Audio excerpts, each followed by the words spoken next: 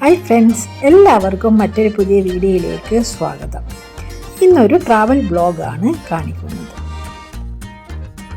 ഞങ്ങൾ ഫ്രണ്ട്സായിട്ട് തിരുവനന്തപുരത്ത് ആഴിമല ക്ഷേത്രത്തിൽ പോയിട്ടുള്ള കാഴ്ചകളാണ് ഈ വീഡിയോയിൽ കാണിക്കുന്നത്. ഇനി വീഡിയോയിലോട്ട് പോകാം.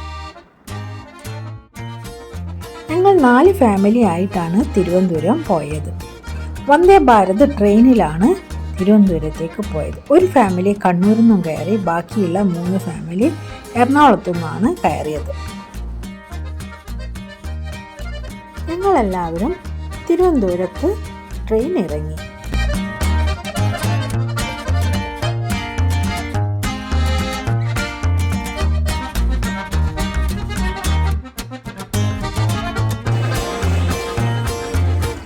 ഞങ്ങൾ തിരുവനന്തപുരം വന്നത് 3-4 ക്ഷേത്രങ്ങൾ കാണാനും 1-2 ഫ്രണ്ട്സിനെ കാണാനും കൂടിയാണ് വന്നത്.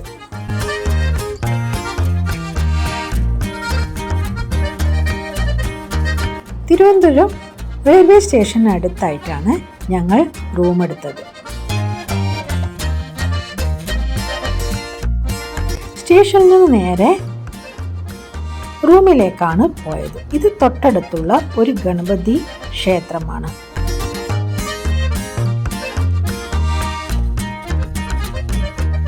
പിറ്റേന്ന് കാലത്ത് ഓരോ ക്ഷേത്രങ്ങൾ കാണാനായിട്ട് ഞങ്ങൾ ഇറങ്ങി.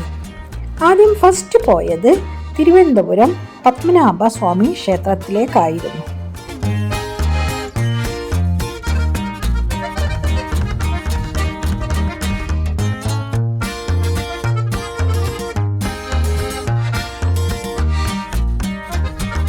പത്മനാഭ സ്വാമി ക്ഷേത്രത്തിൽ ക്യാമറയൊന്നും അലൗഡ് അല്ല. അതുകൊണ്ട് അവിടുത്തെ ഫോട്ടോസും വീഡിയോസും ഒന്നും എടുത്തില്ല. തൊഴുതു വന്നതിന് ശേഷം അതിനടുത്തുള്ള ഒരു റെസ്റ്റോറൻറ്റിൽ കയറി ഞങ്ങൾ ബ്രേക്ക്ഫാസ്റ്റ് കഴിച്ചു.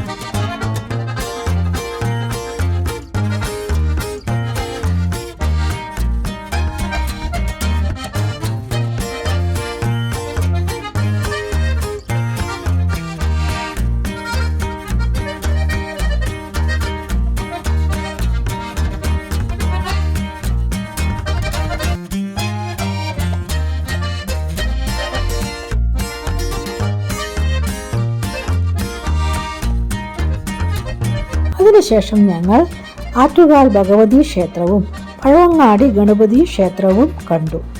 അവിടെ 2 സ്ഥലത്തും ക്യാമറ അലൗഡ് അല്ല. പിന്നീട് ഞങ്ങൾ ആഴിമല ശിവക്ഷേത്രം കാണാനായിട്ട് പോയി. തിരുവനന്തപുരത്ത് വിഴിഞ്ഞത്തിനടുത്ത് 4 കിലോമീറ്റർ അകലെയായിട്ടാണ് ആഴിമല ശിവക്ഷേത്രം സ്ഥിതി ചെയ്യുന്നത്.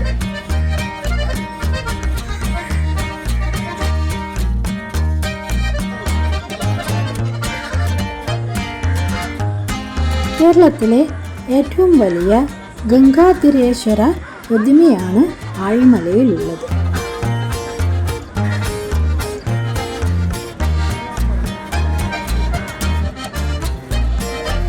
ഭക്തരോടൊപ്പം തന്നെ ധാരാളം വിനോദസഞ്ചാരികളും എത്തിച്ചേരുന്ന സ്ഥലമാണ് ഇത്.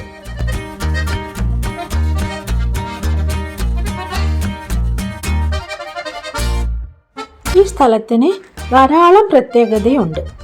ആഴി എന്നാൽ കടൽ എന്നും മല എന്നാൽ കുന്നുമാണ്.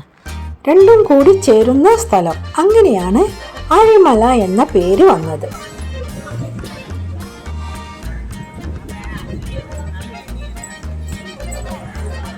കടലിന് മുകളിൽ സ്ഥിതി ചെയ്യുന്ന ശിവരൂപം തലസ്ഥാനത്തെ പുരാതന ക്ഷേത്രങ്ങളിൽ ഒന്നാണ് ആഴിമല.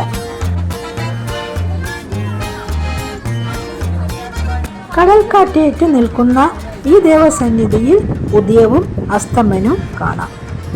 ദേവദത്തൻ എന്ന ശില്പിയാണ് ഈ പ്രതിമ ഉണ്ടാക്കിയത്.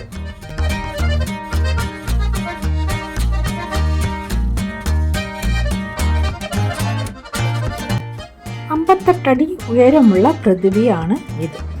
തിരുവനന്തപുരം വന്നിട്ട് ഇത് കണ്ടിട്ടില്ലെങ്കിൽ നഷ്ടം ആയേനെ. ഈ ശില്പം നിർമ്മിച്ചത് കോൺക്രീറ്റിൽ ആണ്.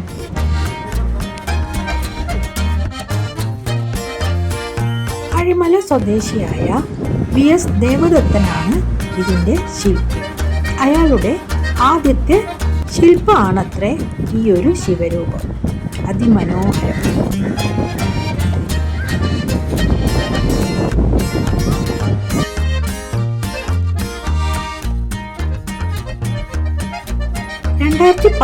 ലാണ് നിർമ്മാണം തുടങ്ങിയത്.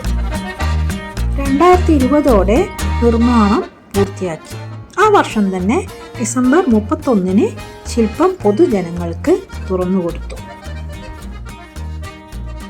6 വർഷം എടുത്തു ഈ ശിവപ്രതിമ ഉണ്ടാക്കാൻ. അത്രയും പെർഫെക്ഷനോട് കൂടിയാണ് ഈ ശിവപ്രതിമ ഉണ്ടാക്കിയത്. ഈ ഒരു ക്ഷേത്രം പഞ്ചപാണ്ഡവന്മാർ വനവാസ കാലത്ത് നിർമ്മിച്ച ക്ഷേത്രമാണ് ഇത്. ഈ ഒരു ശിവപ്രതിമ കാണേണ്ടത് തന്നെയാണ്.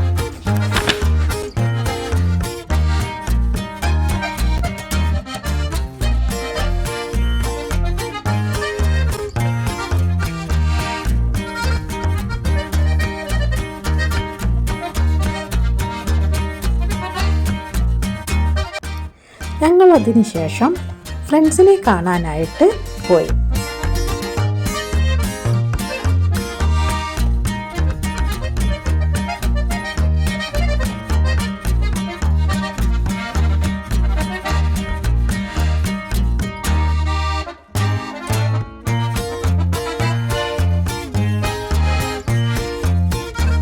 ഞങ്ങളെല്ലാവരും തിരുവനന്തപുരമൊക്കെ കറങ്ങി പിറ്റേന്ന് വന്ദേ ഭാരത് ട്രെയിനിന് മടങ്ങി.